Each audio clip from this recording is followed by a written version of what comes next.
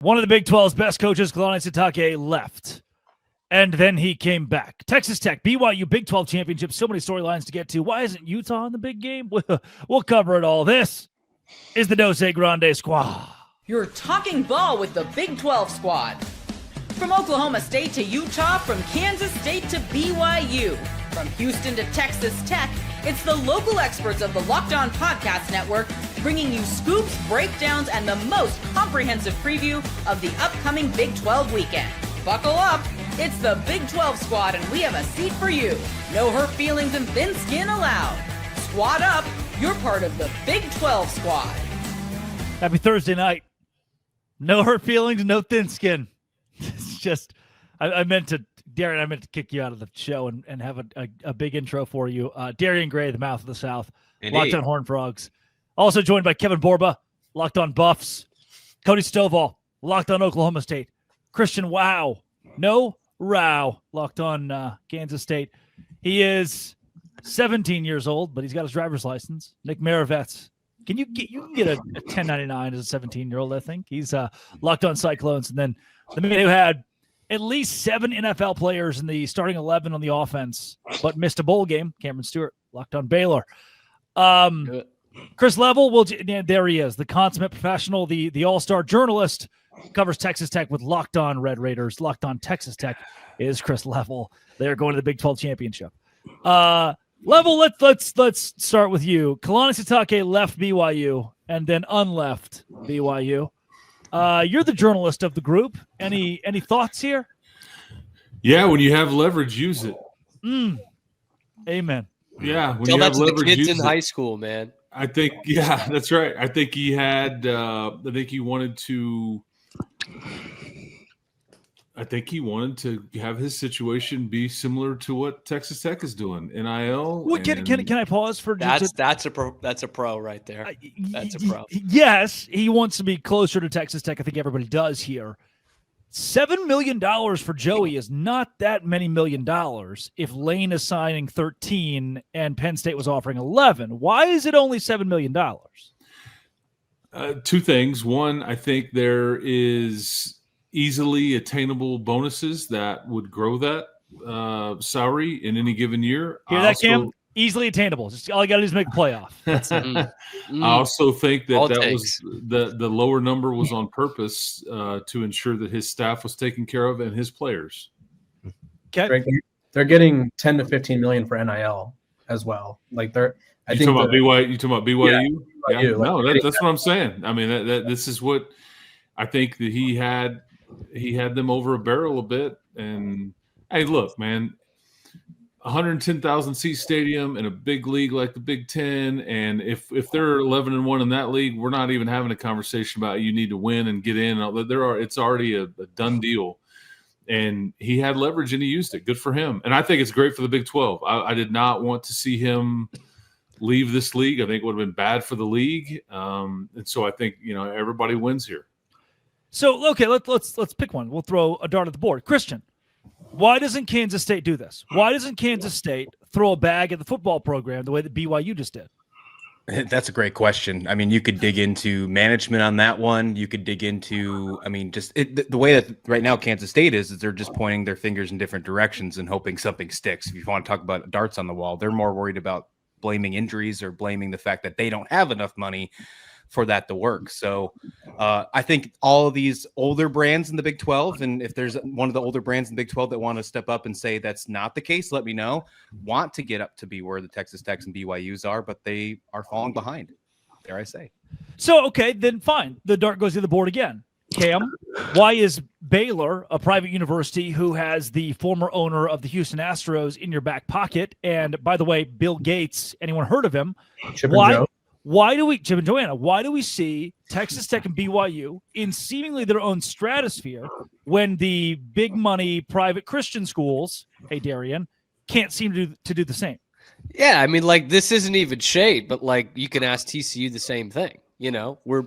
We're pretty similar, except TCU is making is just maximizing their talent way better than Baylor is, like immensely. And better. they still want to fire the coach. Yeah, their standards are immensely better. Like, I hate this, man.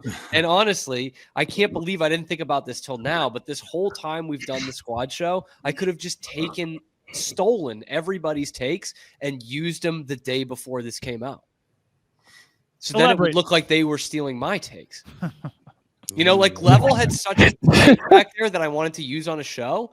And I was like, technically, I could get that out before this comes out. And so then it will look like Level's just copying me. You know what? You know? You know what? I respect you for telling us. Yeah, that's good foreshadowing. That's like a year and a half of squad shows. I never picked that up. Is that ethical or is that regret? Like, what's the fine line you're towing right there? He's at Baylor. Calm down with the ethical word. Yeah. It's great. Yeah, Kim, how's the athletic director down there doing? What's he wearing? Do we know? Did you ever hear, was there ever anything come your way about Jared Mosley at North Texas being? No, not really. Okay, yeah. Level one came your way. Give me something to report. Give me Yeah, something to report on Wednesday. Let's go, Level. Yeah. Hey, Level with us, Chris. Yeah, that Of was. course I do, but can you say it like you don't? Just humor me. Yeah, no, that was I think there He was would have been number 2 on my list. Well, and again, it was a Jared Mosley, Eric Morris package deal kind of thing. Yeah, that's what I'm saying. And Baylor said 2 interim ADs and Dave Aranda are way better than that, baby. And I don't know why. I just knew that was kind of the because Eric was, I think, very intrigued by that option. Yeah. Tell him him all about it, Chris Level. That's what's going to happen. Tell him about it, baby. Yeah. Anyway, but that's not what happened. Therein lies, and it's an interesting way to start the show on Thursday. But I know for those who are Level, for your show, for those who listen to BYU content, like there's been plenty of talk about the Big 12 championship. I genuinely want to know what is keeping, and I think this is what the squad show's for, is to go past the big headline for the week and the hit. What is keeping Darian, Nick, Borba, your schools from pumping $30 million into NIL and saying, I want to build a Texas Tech roster? Why are you not doing that? Yes, Borba.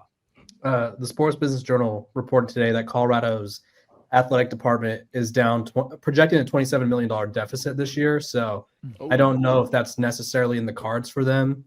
I think Deion Sanders, of all people, he's his own GDP. Like, I don't get it. I just feel like he should be like hitting up his millionaire friends and being like, hey, like, why not give me some money? Like, I think it comes down to fundraising. I think it comes down to alternative ways to get money. Like, although Texas Tech is like the leading standard right now, they have the most niche fundraising ever because they have a guy who hit it in oil. Like, not everyone can do that. Like, not every program has $27 million. Not great, right? So like, not everyone $9 million for win. You just have to find your niche of like Baylor. I don't know how much Chip and Joe are worth, but like if they were that avid of fans, like. And I would say this too, like as far as like TCU and Baylor go, they've had success and big success.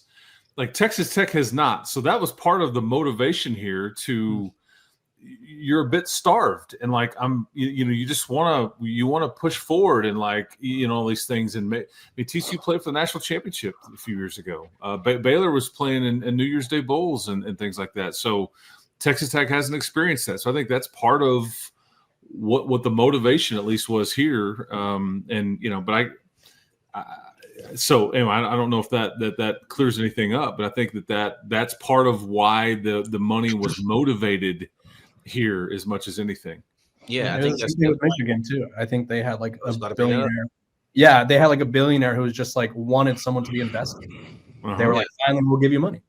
Before we get Underwood, before we get to segment 2, real quick, Drake, I wanted to say, as it pertains to the BYU AD, it's a good thing that they got this thing figured out, because I would imagine that if he screwed this up, Mr. Santiago would have got a swift kick in the nutsack and sent on the rail to the other part of the country. I know he's a basketball guy, and I know they got the top basketball player in the country, and they're investing heavily, but you cannot lose Kalani Sitake to the Penn State.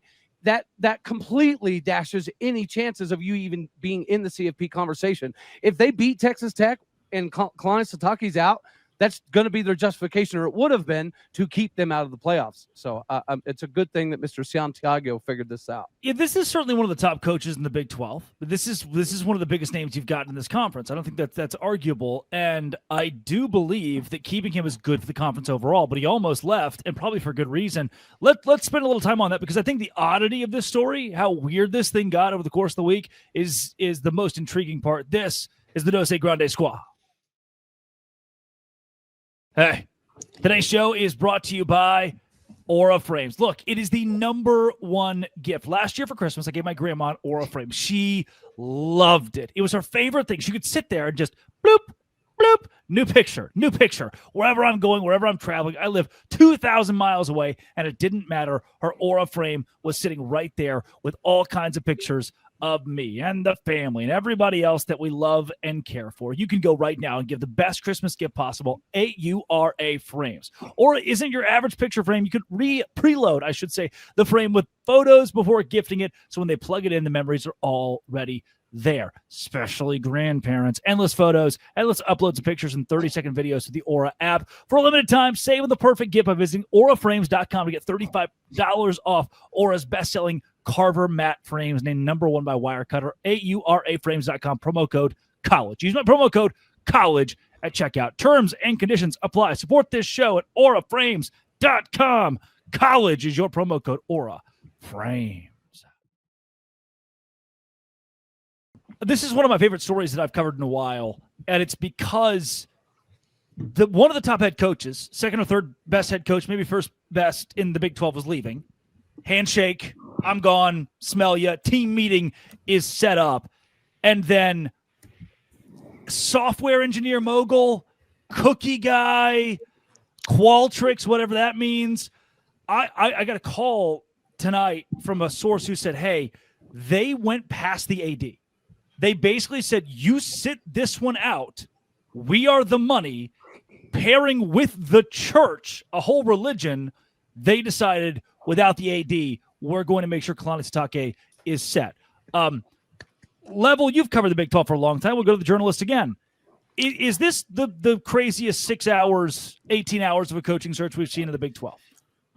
Well, I mean, I can't speak to the minutia of it like, you or Jake or whoever was in the middle of it. But what you said is actually fairly normal these days as it relates to who is in charge. The folks that are funding a lot of this, they have a lot of say. They are, quote unquote, team presidents or general managers in a different term, or team owners, if you will, and that they are the ones that are making or involved in most of these decisions on a lot of things. And so that part doesn't. I mean, you knew when the crumble guy was like.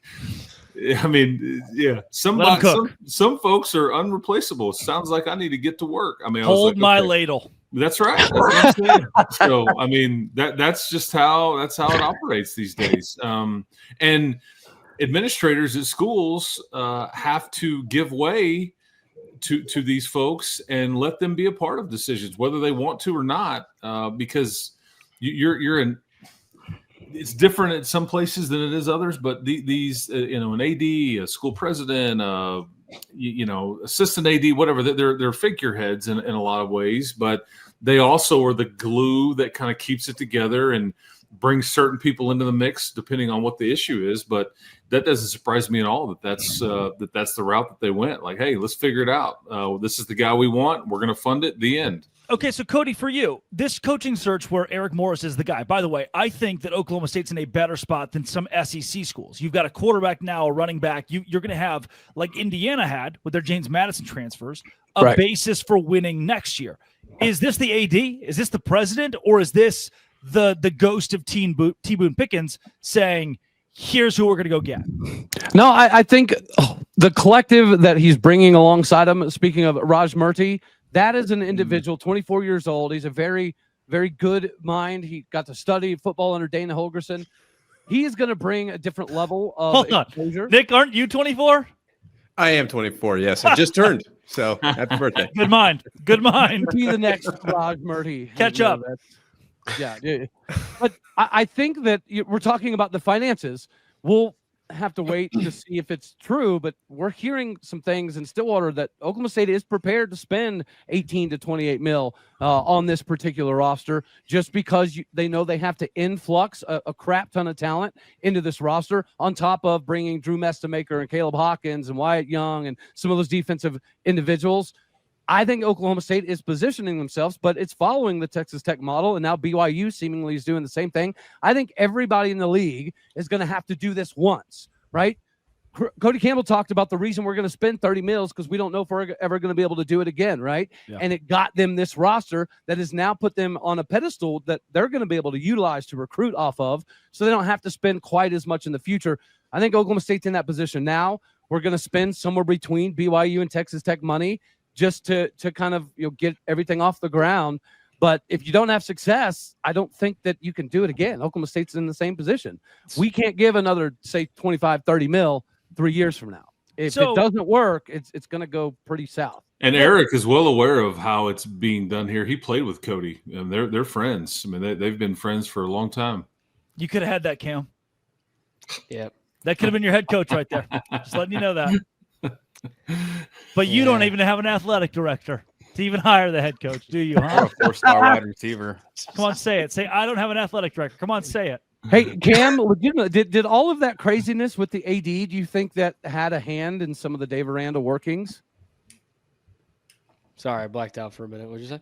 If I said your hair looks nice. Some people are. I know that's not true. Cam, if some people are, a little more careful with their marriage, is Dave Aranda fired? Yes.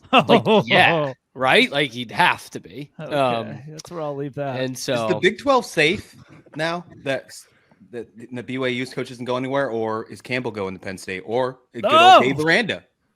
I thought Campbell was going to Arkansas. Campbell's going to Virginia Tech. Yeah, it's not going anywhere. I know Christian would be devastated if Chris Kleiman ever left Kansas State. And it would hurt my feelings. Jerome Tang with him. Yeah, if Matt Wells was promoted to head coach, it would hurt my feelings very much. Yes. Oh, my Lanta. That's the Chris level experience right there. Before we get to the final segment, Level, not Level, Borba, let's go to you with the same question I given Level and Sobal here. So we've seen this kind of investment, right? And we've seen the AD passed over in situations. Your head coach is separate the university here. Like, your head coach is his own entity, his own thing, his own GDP. You can't fire him. You can't get rid of him. Unless he leaves, you're stuck for better or worse. Yeah, I think that's the hard part with the Deion Sanders experiment is when it goes right, it's great, right? Everyone's watching. You're on national television every week. Even this year, they were nationally televised every week, and they haven't won a game in over a month. Shout out Nick. But realistically, you have to be able to have the buy-in from Deion Sanders, because unlike, I would say, the rest of these schools, Deion Sanders is operating as the czar of the program, right? He has the ability to have his own documentary being filmed. He has the ability to sell his own personal merchandise. He's probably the only coach that's famous enough to have his own personal merchandise, but you have to be willing to get the buy-in from him, and he has to feel that from somewhere else. And like right now, Colorado's at a point where he's probably going to have to fire 5 to 6 coaches. They don't have an athletic director yet. So Colorado is in a weird spot, and I don't really know how you get someone to invest their money because, and Chris, you could attest to this more than anyone. Like, I mean, Cody Campbell's a little different because obviously he played at Texas Tech, but the guys who are giving these programs money, they don't gain anything out of this. They get like the satisfaction of like, cool, my alma mater or my favorite school is winning. But like if a program like Deion Sanders right now, I feel like a lot of people are questioning his buy-in. Why would people want to give him $20-30 million if they feel like he's going to dash any day now? Like that is sort of the big problem. And the holdup with Baylor or TCU is like, why give them money if we don't trust that they're going to succeed? This is exactly what Cody has been dealing with Mike Gundy. Like, what we're and so the money kind of dried up, or like, hey, we'll wait on the next guy, kind of thing. Yep. And yeah, you just got to get people to be all in, give their money away without. Yeah, as easy as it sounds, right? Just give me your money. Personally, I listen to every Dave Aranda press conference, and I don't know how they're not giving him the money because he just is spot on with everything. No idea, like what the hell I'm doing. I have no idea. And there he is. How could you not fund that, right? Like, fearless leader. They kept him. They kept him. It's so unbelievable. 35 and 36, below 500. It's awesome. Coming up, can we get the right two teams? Hey, 36 and 37. Come on. 36 wins. That's one more win. Yep. And another loss. Coming up, did the Big 12 get the right two teams? Or Utah, a healthy Arizona State? I mean, is BYU fool's gold? Because that's what the playoff committee tells me left on Big 12. TC. Baylor. Hey, today's show is brought to you by FanDuel. FanDuel is exactly where I go for this Big 12 championship game to say, look, I do think Texas Tech's going to win, but by 14 points, that's a good chunk. They did it the first time, but the ball bounces the other way once, twice. 14 is a lot. So I'm going to go to FanDuel. I'm going to go plus 14 for BYU. Texas Tech wins by 7 or 10 or 3, but BYU covers. And with NFL being here as well, the Sundays move fast. The Saturdays are still moving fast, and FanDuel makes it so exciting. Live spreads, money lines, and they all adjust instantly. Player props update as guys heat up, or your prayer props if you're a BYU fan. You can bet next touchdown scores, drive results, totals, and more if you want to be the right and in the right now. FanDuel.com. Place your NFL live bets all season long. FanDuel, the game moves fast, and so can you. FanDuel is the exact place to go right now. FanDuel, you can play right now. No JT Westercell, so we can have the conversation a bit more unabridged here. Do you want me to take my hat off so it feels like JT's here? You're getting close.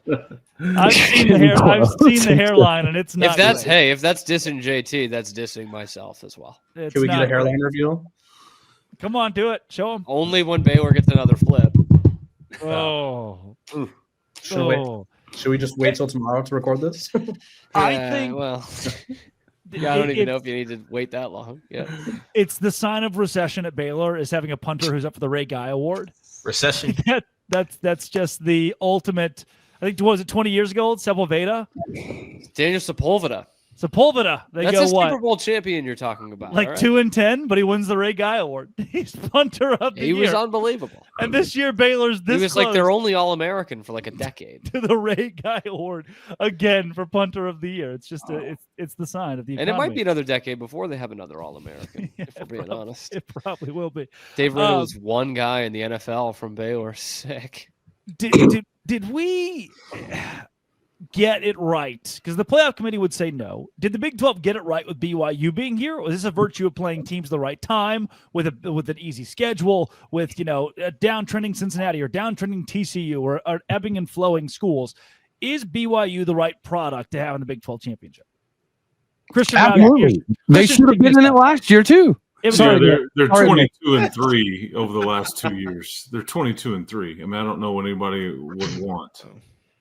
Christian? The scheduling part, though, is interesting. What you just said. Imagine if the Holy War was on rivalry week, how people would think differently about BYU if BYU would win last week against Utah.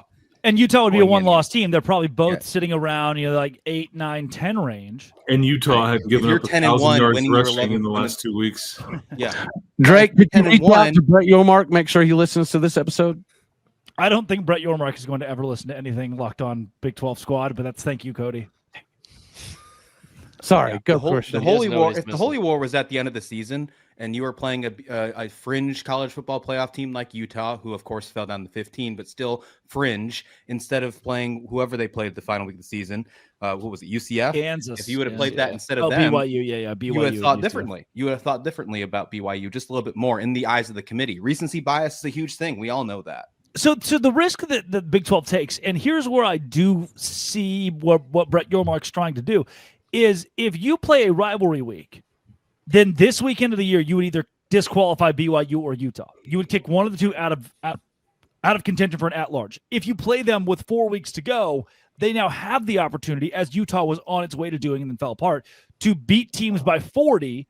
And what have you done for me lately? Each of these teams has won 3 straight, 4 straight, and that loss is a mulligan. We can, because we treat a lot of SEC losses. So if you build a rivalry week, you can do what you just did to A&M, kick them out of the SEC championship and disqualify them from an opportunity to have a bye in the playoff. And honestly, if BYU wins, there's a chance A&M no longer hosts a college football playoff game either. But did it actually work? Because Utah got beat by BYU, and then every game afterwards, they averaged 51 points a game, and they're still nowhere to be found in that 12-team playoff. Yeah. Yeah, I think you need the rivalry week established, and recency bias is the most important thing in the college football playoff. I don't really care what anyone says. Like they adjusted a lot of the teams. They put Texas over Vanderbilt, right? They made sure to sort of go back and correct mistakes that they made in the past weeks. So had we had that game this past week, like Christian said, BYU probably gets in because this isn't a two-bid league. Like there's a lot that needs to happen. I think El Gato joined us for a second. Sorry. I got so upset about Iowa being at 23. That's it. That's the first time he talked. That's the first time he talked. 10-1. You're having 10-1 BYU against 10-1 Utah the final week of the season. The winner of that's probably getting in the college football playoffs, at least. What if the probably Big 12 passing Notre Dame? What if the Big 12 did their rivalry week the same week the SEC plays the Cream Puffs? Or maybe you just don't have rivalry week in Dublin. Right. Let's start there. What if Maybe help, made it a point to play the best G5 teams? So that way you have like schedule a James Madison, a Boise State, a North Texas year in and year out for each one of these teams. So that way you hang that win on the board. I feel like level. Boise State, we could get a package deal there. Yeah, there you AD go. and football coach. There you go. 37-year-olds, about to coach his third straight Mountain West Conference championship game. His mind hasn't left that since you said it, Chris. Yeah, I know you're looking for package deals. I'm Yeah. just look. Yeah. It's all right there, man. Yeah. It's all right there. Is that I was of the mind preseason that the Big 12 should only play Mercer, Samford, and Western Kentucky like a lot of these SEC schools do. Yeah. But now it might just not be the case. Like if BYU had a win in the non-conference against Notre Dame, then this wouldn't be a conversation. They're in easily. Well, I think if they play on rivalry week in the Holy War, that it does accentuate the point that they probably get in as well because the recency bias matters, and we need that marketability in the Big 12. And we're what never happened going to that Notre Dame BYU game? What happened to that too? Wasn't there a game scheduled? I think there was. Somebody bailed out. Wasn't BYU. The Big 12 is in a position where they have to do the opposite of what Texas is crying and doing now, because Texas is taking their ball and going home because they played Ohio State and they're completely ignoring their loss to Florida. So Texas is saying, you know what, we're not going to play anyone hard, so we'll just win out against everyone else and don't worry about the challenge games. I think the Big 12 has to do the opposite, right? We have to. Yeah, I think they should cancel. They should cancel Georgia from their schedule too. I mean, while they're at it, well, and they're glossing over the fact that I think Texas and A&M both only have one win against the top 6 of the SEC teams. So their biggest wins are against the bottom half of the conference. It's crazy. Whereas BYU, their first Texas A&M's first 5 SEC wins were against all SEC coaches that were fired this year. Yeah, that is nuts. And then BYU loses to Tech. I haven't thought. Yeah, I haven't really thought about it. Like BYU played a tougher Big 12 schedule than Texas Tech, and their only loss did they was to Texas Tech. Yeah, I mean, like. Okay, yeah, you got to fill me in there. So that's where that BYU played more 8-win teams, more 7-8-win teams than Texas Tech did. Okay, so Utah, Arizona State, Arizona, either of them. Yeah, Houston. Yeah, I don't. You got to factor in. I mean, I know who Texas Texas Tech played. I don't. Yeah. Anyway, but you got beat by 22. What do you want me to do? No doubt. So BYU loses to Texas Tech, but if you say you play a better or worse or comparable, right around what Texas Tech did, if you want to go there before we pull it up, and your losses to Texas Tech.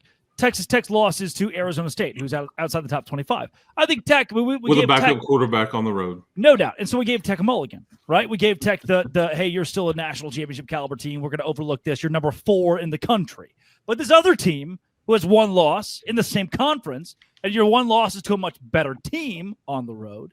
Yeah, we don't give them any respect at all. Like one gets a mulligan, the other.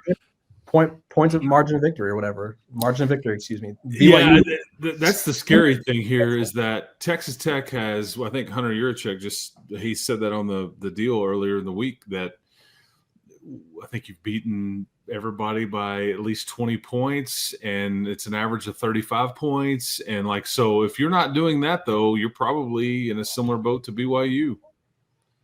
You know, Yeah. and that's not a good You think? precedent for the Big 12 to be in. I'll be honest with you. Your Which is 11 exactly wins. what Yeah.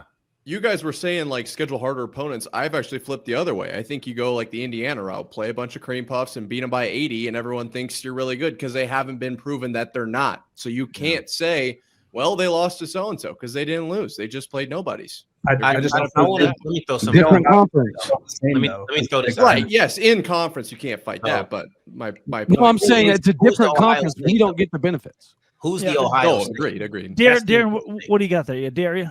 Who's the Ohio State? Because yes, Indiana is able to schedule these cream puffs, but then you point to the Ohio State victory, and I do think that Right. that allows them to have a little bit of room. You know, like I want to real quick jump on Texas because everybody's saying, "Oh, well, we just won't schedule Ohio State," and I think Level brought it up. You're skipping over the fact that you got beat bad by Georgia. You just want to disregard the Florida win, but here's the other part that people are disregarding. You could have won. It's not as if the game was rigged in that Texas just had to lose. The risk comes in. And tell me, is scheduling tough out of conference games supposed to be just extra credit to where you win and we boost you up? If you lose, we act like it doesn't matter. Yes, if Ohio State would have lost to Texas, they'd be in because they didn't lose to anybody else. But Texas lost to Ohio State, then lost to Florida, who at that time we knew Florida was garbage. It's not like they lost to a Florida we thought was good and then they got garbage. No, they lost to a bad Florida. And then they lost to Georgia badly. Like these are things that play a part. And then to just the idea of going the cream puff schedule, I think that only works. I don't think that helps you get two teams in. That just puts you in a position where you have to win the conference. Such an interesting point for Arizona State. If they don't play Mississippi State on the road, an SEC team on the road, not a bad SEC team, but if there's not the Hail Mary that Blake Shapen hits, Cam, good to see you, that Blake Shapen hits to win the game for the Bulldogs, I mean, if let's say that they beat Arizona and they're sitting at 10-2, then right now they got a bad loss like Texas does to so-and-so, to a top 15 team, and their other loss, or they have a win against Texas Tech, their other losses, whoever, like where do they sit at 10-2?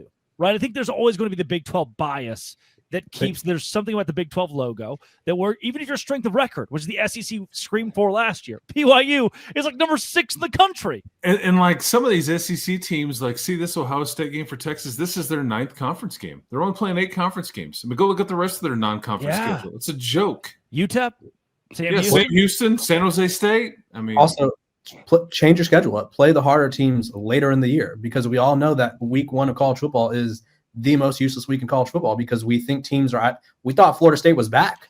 But Borba, Notre Dame. Don't play the harder teams late in the year. Play the harder teams at the beginning of the year and lose to them. And then it doesn't count. It doesn't matter. They're not in the Big 12, though. Right. That's what it is. It's the Big 12. It's the logo. That's the it. Big 12. That's what it is. Until we do something about it. Logo for Notre Dame. They don't even have a logo on anything. I mean, it is some sweet irony that Joey McGuire made some comment about he popped off about Notre Dame not being in a league and kind of they took the easy way out. They don't have to play in the conference championship game. They don't want to be in a league, and they are going to all be sitting there in their gold domed homes this weekend rooting crazy for Texas Tech of all teams because if Texas Tech loses, BYU is in and Notre Dame would be out. Yep. Are they going to still not punish people for losing in championship games? Like, is that still going to happen? Yeah, they won't. If Alabama loses, what happens? The only way they'll punish you, they won't drop you out of the playoff. They'll move you around. Yeah. So like Clemson, unless you just get hammered. So Texas is going to throw the craziest fit ever because they're not getting it. True, but what will happen is like if Texas Tech will say, for example, loses to BYU, they'll put BYU in at number 8 or number 7 and Texas Tech at number 8 or something along that. They'll maneuver it to where you don't play your conference in round 1. They have to. They've kind of made that. Do we load manage and try to just let BYU get in? Rest for the playoff? Like, do we load manage here? Tech's never won the Big 12 championship. A great question that we will cover next week on the Big 12 squad. This has been no. And it always will be the longest version ever. Actually, this has been it always will be. Please hit subscribe. It will help us keep our locked on. And there he goes. The locked on Dose Grande squad.